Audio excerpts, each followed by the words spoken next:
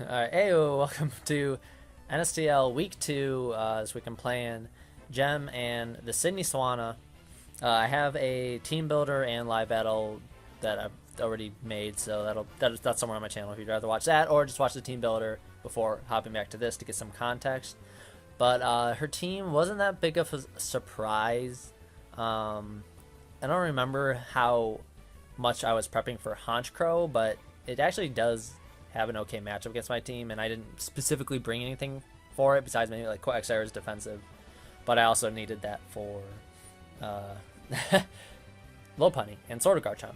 So looking at our team, I figured Garchomp has a good matchup against my team, and it can get rocks up and everything, so I figured I would just lead with Quagsire and get that out of the way, and we'll start the battle. So I lead with Quagsire.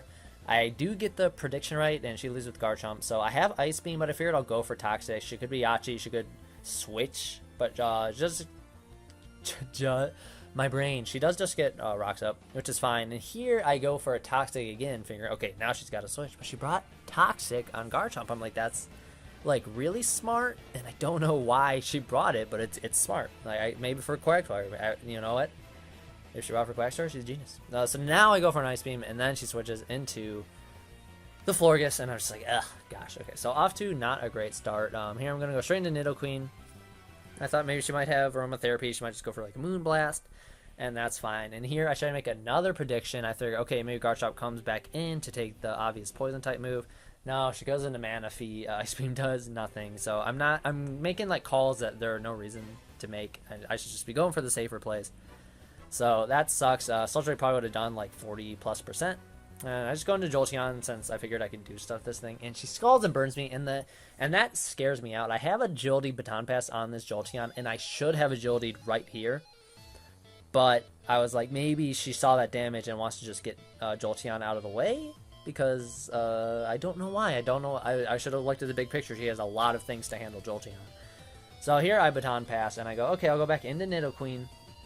And she'll actually predict this extremely well and goes for Psychic, and that does 52%. And I'm reeling. I got so far ahead of myself on this battle. So here I just have to start bringing it back. And basically what I could have done in hindsight was just Agility and Baton Pass straight into Mawile, or just Baton Pass without the Agility straight into Mawile. And we would have been in the exact same situation, except Nidoqueen gets 60% of its health back. But what that ignored, I do. And I get Evolve and just go for the Play Rough. She went, in case I went for Iron Head, went into Garchomp, gets the rough skin damage. Here, I figured I can live any hit from this thing now that I saw Scald. She doesn't get the burn. I live. I'm not adamant. So that's just 81%, which actually is incredible, but does not kill the Manaphy. I didn't bring Sucker Punch this week, and that's that's that. So Mawile goes down, does get a kill, and does huge damage. It's Manaphy. But here comes another issue. I don't want to go into Jolteon since Florges walls it, so I go into my Scarfed Hoopa, and I go for Gunk Shot since I know that'll hit everything. I miss. And that's bad. And then she goes for Pursuit and Okos me. And I ran 1,000 calcs on this thing, and there's no reason Pursuit should have killed, but I think she was like Dark Plate or something. I forgot to check because I watched her team builder? Maybe I didn't. I don't remember. Actually, that was week 1, so I haven't watched her team builder. My brain doesn't work. So now I go into my Tornadus, which is a bulk up set. She got the +1 and goes for Sucker Punch, and I get bulk up. She goes for Perish Song. I was like, that's actually an incredible bring, and I don't know what it was here for, but it works. I attack this turn to predict the. I don't know if I really predicted the Sucker Punch, but I needed to attack, so because I'm Perish Song. So she does activate my Citrus Berry, which is awesome. Perish Song goes to 2. She goes into Lopunny. I know she has Fake Out to stall me out. And would outspeed me the next turn, and even if I could live that, I would still go down, which I don't want. I was still a decent amount of health after the Citrus and with Regenerator, so that was fine. I go into Quagsire. I actually double back out into this thing. It was actually a good play, and I don't remember why, but whatever. So it works out for me. Fake Out didn't do that much to Quagsire, but I didn't recover. So now she goes into whatever this thing is, goes for the right play in Energy Balls. That's interesting. It depends how much that Energy Ball would have done to me, but that'll come into play. So now I go into Nidoqueen. I don't flamethrower or anything, but I go for Sludge Wave, which actually works out perfectly. I am Choice Spec, so it toasts the Florges. And I actually outspeed too, so the thing had like no speed, and not like a Mind Speed Nature or something. I don't know. I really wasn't expecting outspeed. I was expecting to go down. So now I sack Quagsire. Actually, I'm gonna pause it after I go down to the turn. Crit doesn't matter. It wouldn't have killed without the crit, but also like it didn't matter.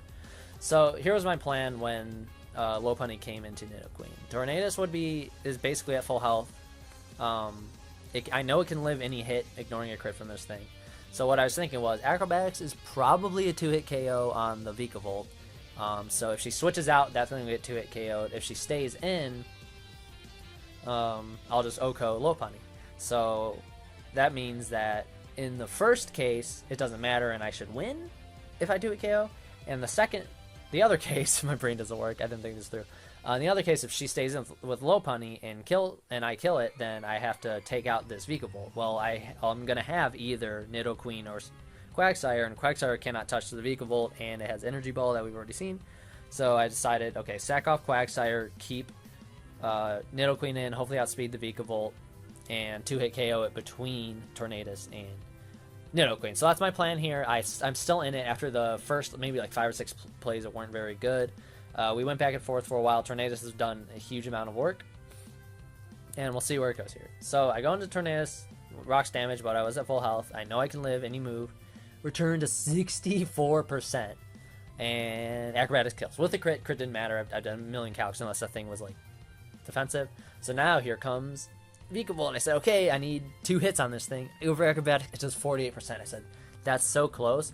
And for some reason, it dawned me right here. I was like, that thing's got to be Assault Vest. There's no other way. So I go into Nidoqueen. I don't have Flamethrower. I go for Sludge Wave. It does 44%. And I go down to HP Ice. I could have done Energy Ball. Probably Bug Buzz probably would have killed me too. I was more physically defensive.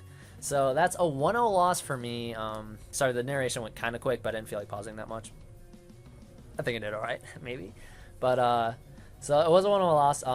Like I said, if I had just switched straight into Mawile instead of Nidoqueen to take that Psychic, that's an easy win, because there's no way without when I have 55% extra health on my Nidoqueen that HP Ice killed. And then I could have just two-shot this thing. Had I brought Flamethrower, basically instead of Focus Blast, I put Focus Blast on Nidoqueen on the weird chance that it was just in against Lopunny, and Lopunny had like max health, and I needed to kill it. I don't know. It was interesting. So Flamethrower or switch straight to Mawile or Agility Baton Pass. I honestly might have swept from there, because I could have taken 2 hits from Florges. I could have Sword Stance and just swept from there, unless Lopunny could have fake out. Stalled me like 4 times, but still that would have put me so far ahead. And I guess Sucker Punch with Crow. So like it would have been close, but it would have way helped me. So definitely I need to calm myself and not get ahead of myself. Those early toxic plays, that Ice Beam with Nidoqueen, because that means Mawile would have knocked out Manaphy, and then I wouldn't have had to switch into Hoopa, and the whole chain of events happened.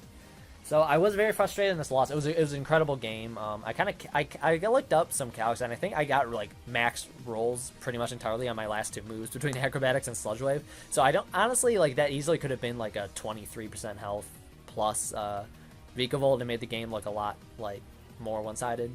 But that also would have just played into more into Nidoqueen needing that health to live the HP Ice. So yeah, that was the battle. Gem played incredibly. The Psychic play was awesome. Bringing Toxic on Garchomp was smart, and those early turns set me back enough. And Honchkrow, the Parasong also won her the game, because I'm pretty sure that thing just swept from there, because we saw what did Return do to Tornadus, like 66%, though it had only done 33%, and Fake Out would have only done like 12, so I would have had a lot of health left. It was an interesting situation. So she prepped and played perfectly. I prepped almost perfectly and played not great. So that definitely is what turned the tide. So it was only a 1-0 loss.